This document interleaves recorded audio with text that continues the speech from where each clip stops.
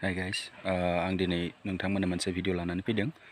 बे भिडिअआनो जाबाय आङो माने दिनै फ्राइडे, ओमफ्राय बे फ्राइडेआवहाय आङो माने खामानि गैया, बेनिखायनो आङो मा होनो मेगि एवनो नागिरदों आरो। ओमफ्राय मेगिखौ आंनि वाइफआ एवगोन, ओमफ्राय आं दा मेगि एवनायखौ नोंथांमोननो दिन्थिगोन।